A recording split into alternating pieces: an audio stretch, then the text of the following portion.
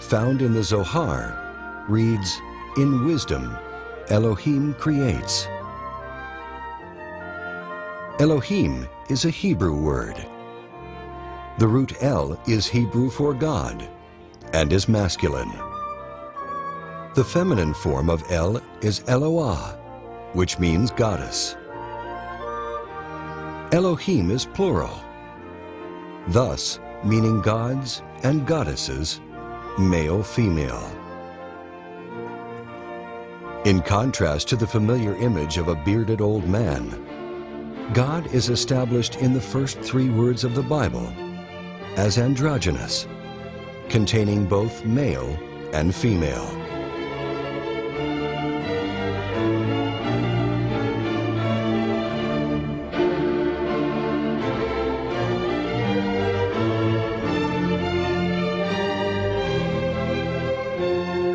The word Elohim has many meanings. In one sense, it refers to angels, the governors of creation. These divine beings are male-female, in the image of their creator. This is clearly illustrated in most ancient images of angels, showing them to have the attributes of both man and woman.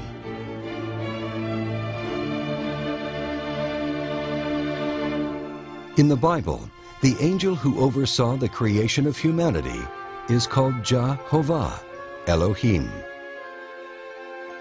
Jehovah Elohim formed man from the dust of the earth. He blew into his nostrils the breath of life, and man became a living being. Jehovah is another important name of God, not to be confused with Yahweh.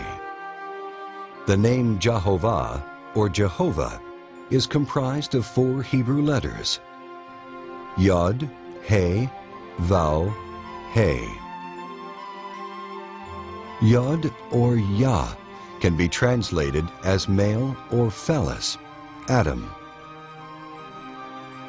Heva or Heve is female, mother or uterus, Eve.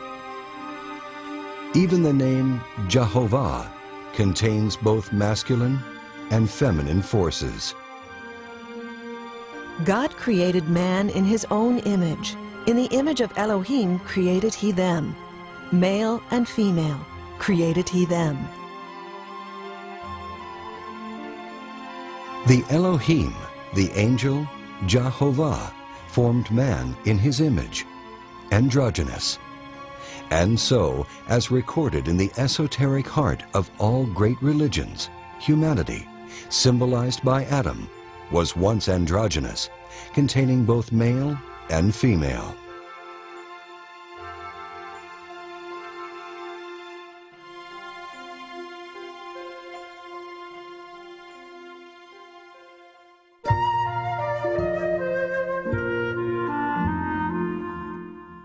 Jehovah Elohim planted a garden in Eden in the east, and placed there the man whom he had formed. Eden is a paradise of perfection. Eden is symbolic of the innocence and happiness that was once the natural state of humanity. The humanity of Eden was pure, knowing only goodness and virtue. As reflections of God, humanity embodied the 7 virtues of the soul.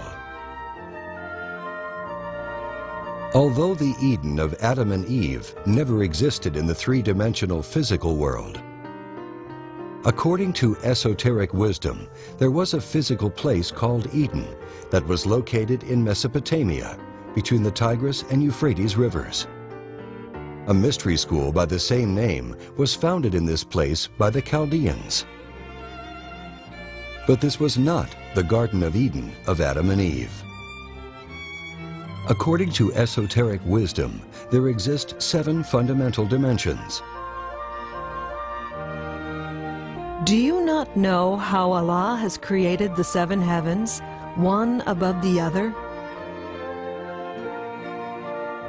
The ascent and descent through these realms by the beings that inhabit them is represented in the Bible by Jacob's ladder. The Bible states that when Jehovah Elohim created Adam, he placed Adam in the Garden of Eden. Esoteric wisdom states that this is the fourth dimension, the world of vital energy. In Hebrew, it is called Yesod, which means the foundation. Thus, the androgynous ancestor of humanity existed in a more subtle level of nature. That is why modern anthropologists know nothing about our true origins. Though happy in its innocence, humanity, as symbolized by Adam, needed to grow spiritually. Thus Eve was separated from the body of Adam.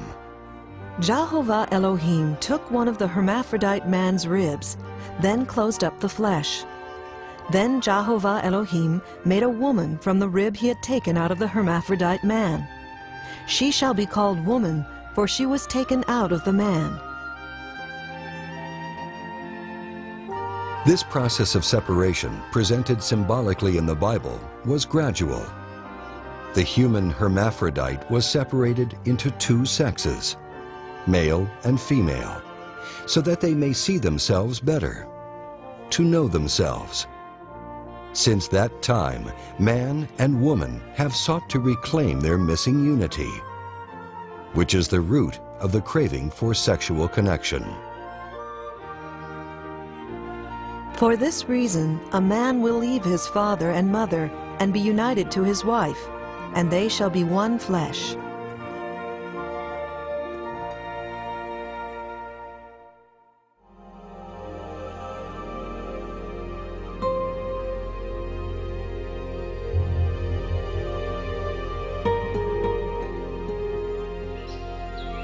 And out of the ground made Jehovah Elohim to grow every tree that is pleasant to the sight and good for food, with the tree of life in the midst of the garden, and the tree of knowledge of good and evil.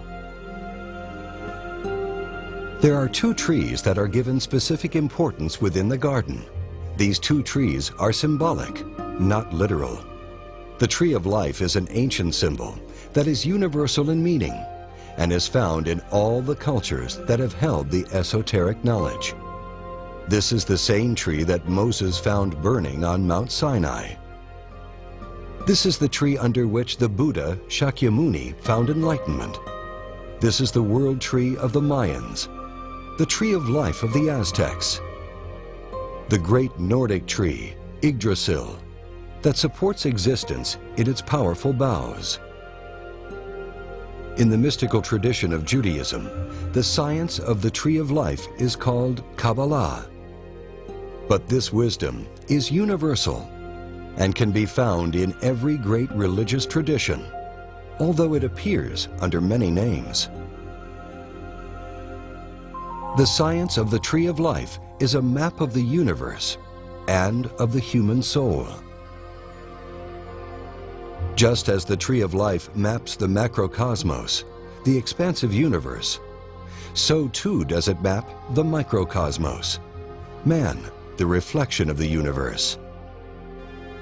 Thus the wise recommendation etched in stone above the entrance to the famous oracle of Delphi. Man, know thyself, and thou shalt know the universe and its gods. The tree of life symbolizes the structure of the soul and the structure of creation.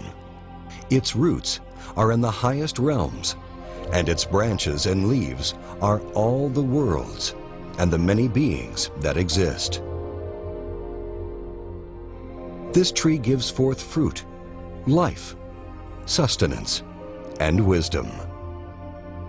In the Bible, Moses wrote that Adam and Eve were free to eat of the tree of life.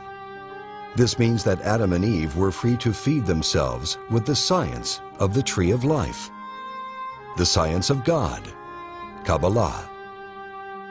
And as the tree of life also symbolizes the soul, Adam and Eve, humanity, were allowed to enjoy the benefits of abiding in a state of perfection, with an awakened consciousness.